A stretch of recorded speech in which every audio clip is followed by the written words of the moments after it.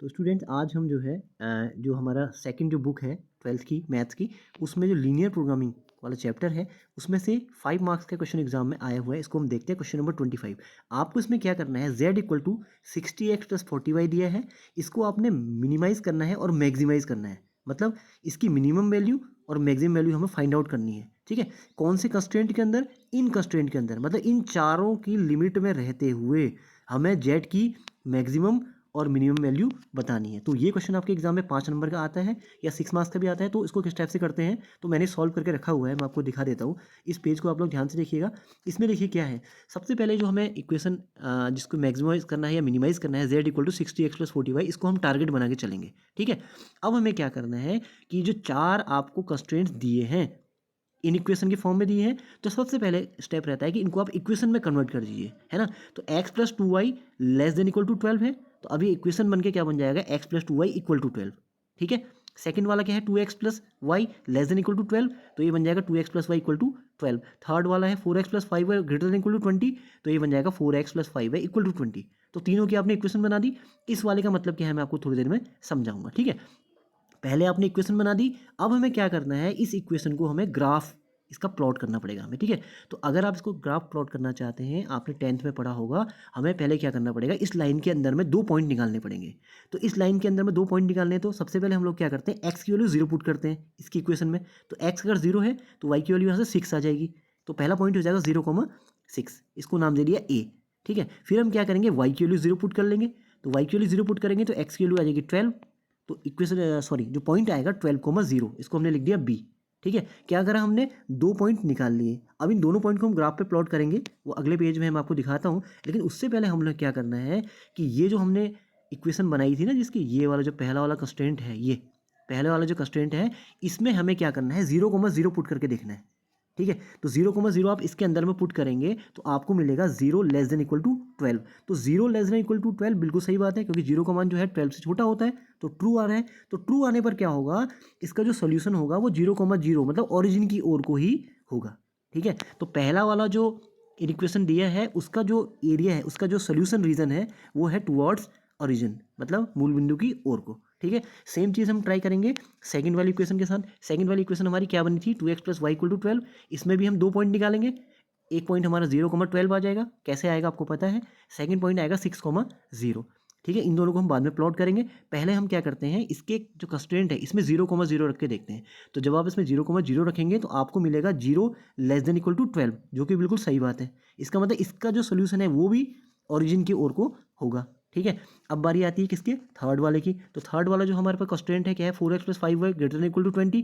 हमने इसको पहले इक्वेशन में कन्वर्ट करा, उसके बाद इसके अंदर के 2 पॉइंट निकाले। उसके बाद हमने क्या करा, इस कंस्ट्रेंट के अंदर में हमने x0 और y0 पुट करा, जिससे हमें क्या मिला, 0 <= 20। 0 का मान भैया ना तो 20 के बराबर होता है ना 20 के बड़ा होता है। इसका मतलब स्टेटमेंट एकदम फॉल्स है।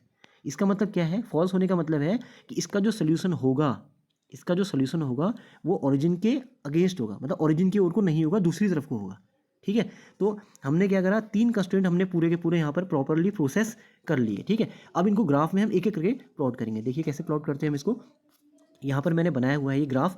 सबसे पहले देखो, जो आपने पहला वाला कंस्ट्रेंट था ना, उसके पॉइंट क्या क्या थे आप देखेंगे, 0,6 12,0। तो मैंने यहाँ पर क्या करा, ये जो फर्स्ट मैंने लिखा है आप देख रहे होंगे, ये वाली जो लाइन है, ये वाली जो लाइन दिख रही है आपको, इस लाइन को मैंने ड्रॉ कर दिया। ठीक है, ऐसी सेकंड कंस्ट्रेंट में आप देखेंगे, सेकंड वाली लाइन को मैंने ये ड्रॉ कर रखा है। ओके, और थर्ड वाली लाइन को मैंने ये ड्रॉ कर रखा है। ओके, अब मैं इसको मिटा रहा हूँ। अब आप देखिएगा 3 लाइन आपने ड्रॉ कर दी। अब आपको क्या करना है, देखो जहाँ जहाँ आपने ट्रू लिखा था, जहाँ जहाँ आपने ट्रू लिखा था, मतलब जैसे आप देख रहे होंगे ना, यहाँ पर ये पहले वाले में क्या था, टुवर्ड्स ओरिजिन। तो इसका आंसर हम ओरिजिन की ओर को लेंगे, इसका आंसर हम ओरिजिन की ओर को लेंगे, और इसका आंसर हम ओरिजिन से बाहर की ओर को लेंगे। ठीक है, चलो देखते हैं, ट्राई करते हैं किस टाइप से मैं बोल रहा हूँ। देखिए, ये जो पहला वाला जो हमारा है, पहली वाली जो लाइन है दिख रही है आपको, ये इसका आंसर हम लेंगे ओरिजिन की ओर को। ओरिजिन की ओर को मतलब यहाँ नीचे की ओर को।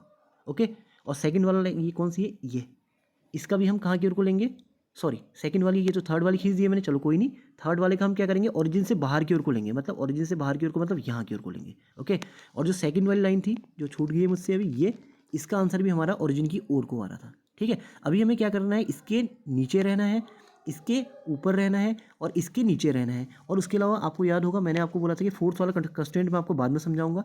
जो फोर्थ वाला कंस्ट्रेंट है इसका मतलब क्या है, एक्स और वाई का मान क्या हो, या तो जीरो हो या फिर जीरो से बड़ा हो। इसका मतलब ये बात कर रहा है फर्स्ट वाले क्वाड्रेंट की, ठीक है। तो जो अगली जो शर्त है वो क्या है कि आपको फर्स्ट क्वाड्रेंट के अंडर रहना है। देखो इससे आपको नीचे रहना है, ठीक है, इससे आपको नीचे रहना है, इससे आपको ऊपर रहना है और आपको इस पूरे फर्स्ट क्वाड्रेंट के अंदर रहना है। तो अगर आप देखेंगे तो ऐसा जो एरिया है, ये जो मैंने शेडेड कर रखा है ना, ये वाला एरिया है। ये लीजिए देखिए, ये शेडेड जो एरिया है ये इसका सॉल्यूशन रीजन है। ठीक हो गया। इन सारी बाउंड्रीज के अंदर में ये चीज़ ओवरलैप हो रही है, ये चीज़ हमारी कॉमन है। इसको हमने क्या करा, इसको हमने शेडिंग कर दी। अब देखो आपको अगर जेड की मिनिमम या मैक्सिमम वैल्यू निकालनी है तो वो हमेशा कॉर्नर पॉइंट्स पे होती है। कॉर्नर पॉइंट मतलब ये जो मैंने आपके सामने शेडेड पार्ट बनाया है ना, ये ये इसके जो कॉर्नर्स हैं, मतलब ये वाला पॉइंट, ये वाला पॉइंट, ये वाला पॉइंट, ये वाला पॉइंट और ये वाला पॉइंट, ये सारे पॉइंट आप फाइंड कर लीजिए। इसको आप ग्राफ पे प्लॉट करेंगे प्रॉपर, आपको सारे पॉइंट बिल्कुल क्लियर दिखेंगे। पहला पॉइंट जो ए है वो 0,6 होगा, जो ई वाला पॉइंट है 0,4, एफ 5,0, डी 6,0 और एम क्या होगा 4,4। तो ये जो 1 2 3 4 5, ये जो 5 पॉइंट है ना, इन पाँचों पॉइंट पे आप जेड की वैल्यूज़ निकाल लीजिए।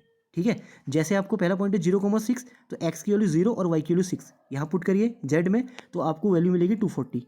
ठीक है, अगला पॉइंट पुट करेंगे तो 160, अगला 300, अगला 360, अगला 400।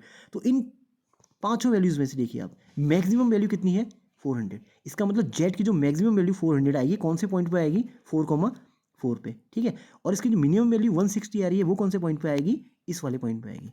इसका मतलब यही हमारा आंसर हो गया कि जेड की मैक्सिमम और मिनिमम वैल्यूज हमने फाइंड आउट कर ली, कौन से पॉइंट पे है हमने निकाल ली। तो ये आपके 5 मार्क्स समझिए कि यहाँ पे क्वेश्चन में आपके पूरे के पूरे आ जाएंगे। फिगर आपको प्रॉपर बनाना है, क्लियर बनाना है और हर एक स्टेप आपको प्रॉपर फैला फैला के लिखना है। उम्मीद है आपको ये क्वेश्चन पूरा समझ में आ गया होगा।